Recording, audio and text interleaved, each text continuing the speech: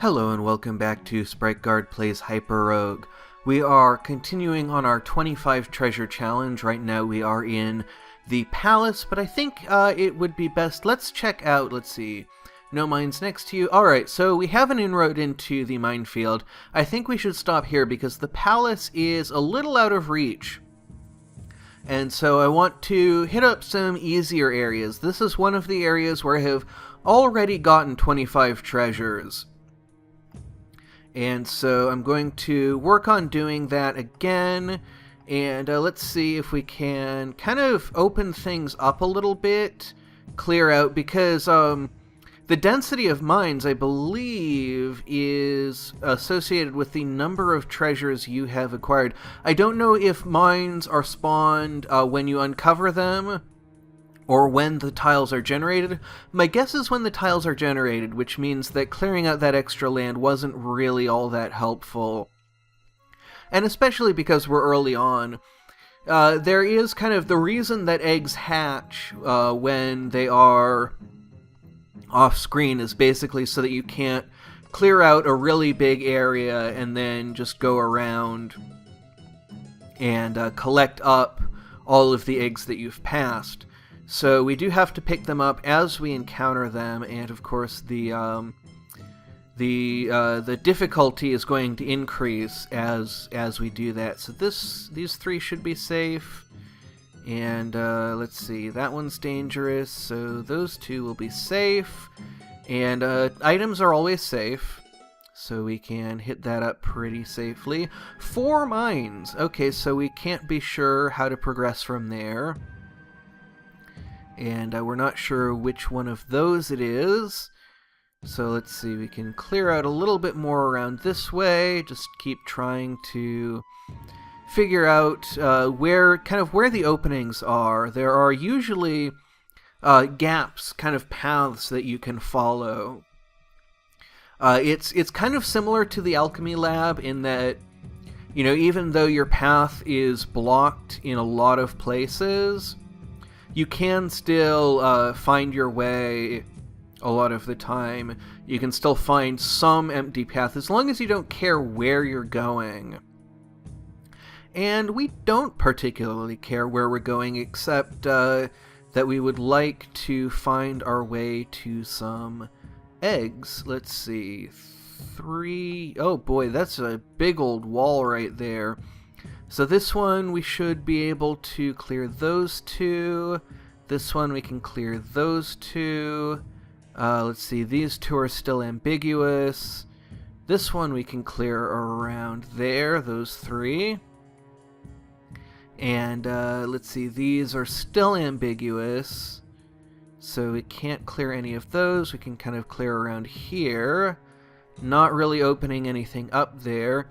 Now, I believe there was an egg that we could get to over here, and I kind of neglected it for that one that was more difficult to reach. Now, if we come around this way, we can, let's see, that one is safe. Don't know which one is that, but we can clear around here. So now we know which of those 2 are dangerous. We can clear those.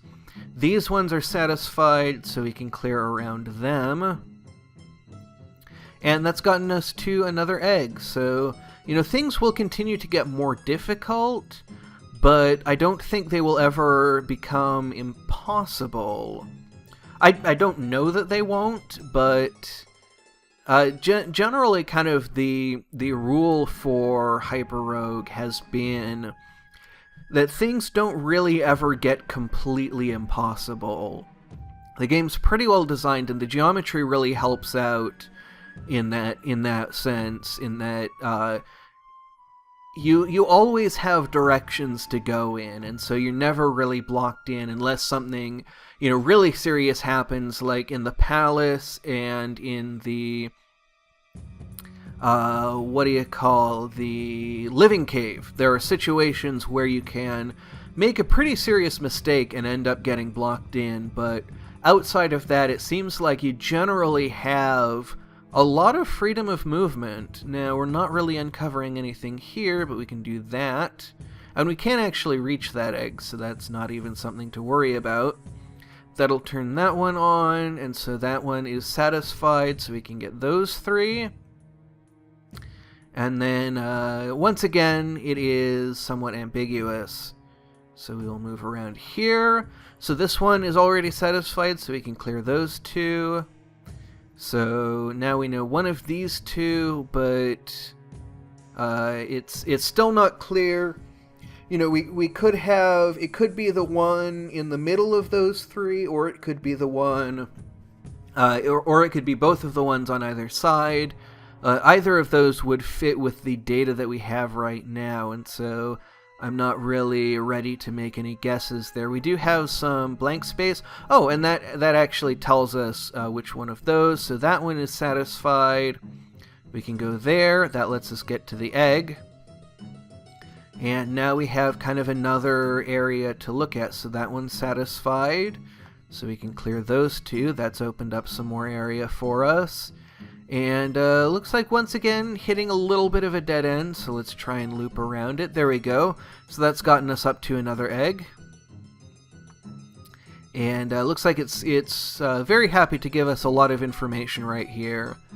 There's another one, and that's got us up to 22, so we only need 3 more.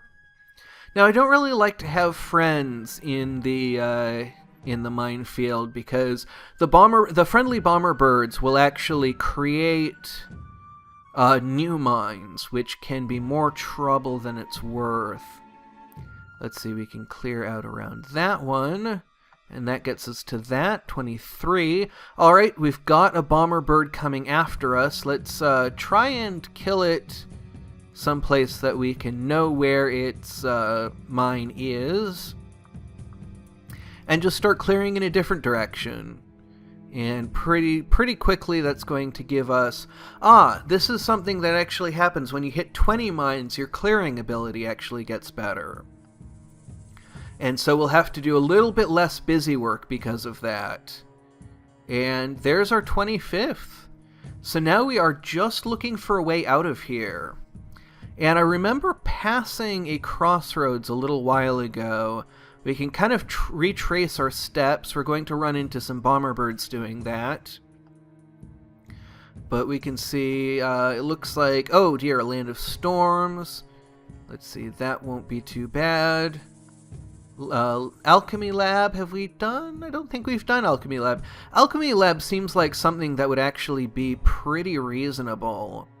So let's head in here and give it a shot.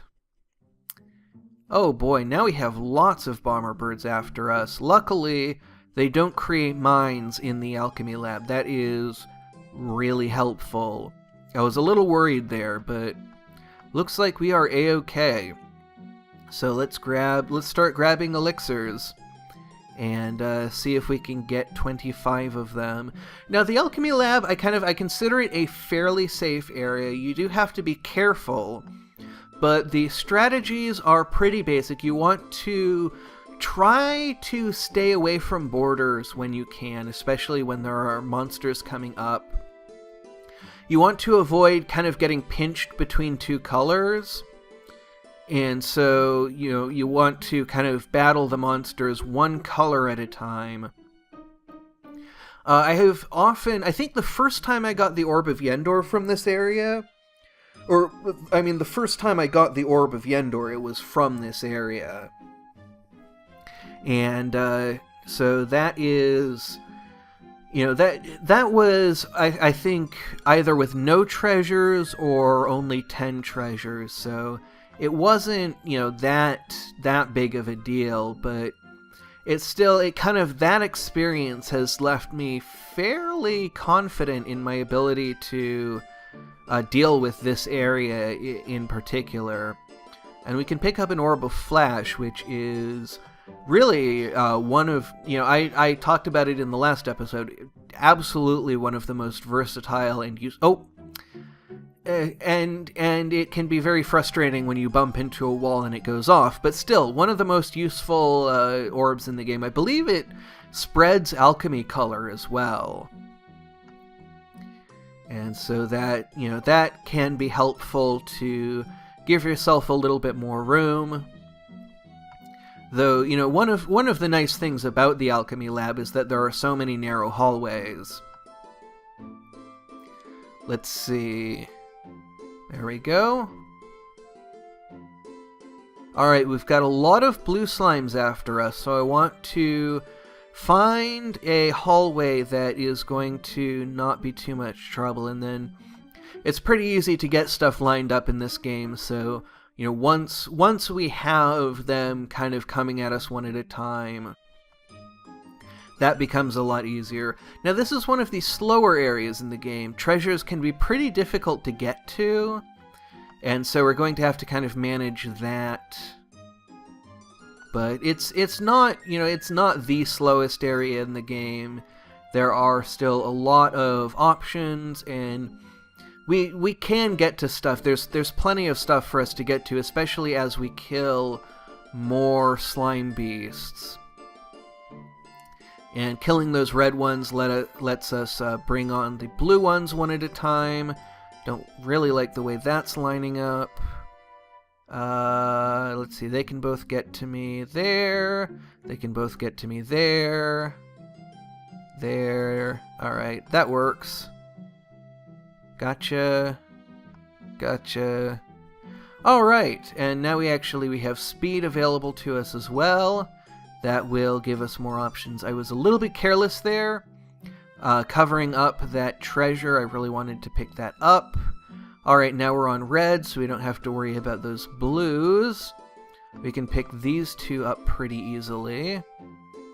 And that's 20, so we only need 5 more. So this is also the time when we will be kind of looking for an exit. Let's see, this hive is pretty appealing, so if we can find a red slime beast here, I would really like to escape into this hive. Let's see, okay, so they're actually coming from the wrong direction to do that. Oh, there we go, we connected up. So we do need one more treasure. And so, you know, I'm gonna kind of move along the edge here. We can use these red slime beasts a little bit, though, you know, the circumstances are not ideal. Yeah, we can move up to that guy, bring this guy around here and try and connect up like that. There we go. There's our last new achievement, Alchemist. Collect 25 elixirs of life. And then we can just deal with these last few guys like that. So the Hive. The Hive is a land where it could be quite tricky. It looks like we have a bug after us. HyperBugs, I believe they're called. I always want to call them grid bugs because they move on a grid, and grid bugs are a really common enemy in NetHack, which was the first roguelike I ever played. And I never really understood it, but I enjoyed playing it. So let's see if we can find a nest, and probably we'll raid one nest, and then we will go on the search for an orb of safety. Now, I don't know how to find nests. I know that the stones are supposed to give some kind of indication, but I've never really been able to understand how they're supposed to work. So we have some bugs after us, so now we need to find another nest. And I usually like to find one that's not too far away, because if you can find your way from one nest to the other... Oh, here's a nest. So we won't be able to find our way back, but we can bring these guys out and have them fight. And then we just need to kind of clean up the leftovers once these guys are done fighting each other. Now, we've killed quite a few of the green grid bugs. Yeah, green hyper bugs. So we'll probably need to mop up... Let's see. Oh, the green ones actually still outnumber the blue ones. So we just need to probably mop up a couple of the green ones. Yeah, 3 more of these guys. Shouldn't be too much trouble. Just need to remember which direction the nest is in, and we can just head back there and collect up the jellies. And then on the way out, I think I would like to collect that orb of speed. Looks like we should be able to find it again. Just need to keep an eye on which tile it's visible from. One more stray blue hyperbug. There we go. And there it is over there. So now we are basically on the hunt for an orb of safety. You know, if we see a crossroads... Oh, there we go. So we don't even need to drop into a crossroads. So in the next episode, we will finish up the hive. After that, we will probably be looking for... You know, we might want to return to the palace. Or, you know, there's still, I believe, the desert available to us. I think we actually have quite a few options. So we have, you know, we have eight jellies, we have 5 Hypersian rugs. So we have a lot of options available to us. And so that is a decision that we will have to make in the next episode. Until then, thank you very much for watching, and have a great rest of your day.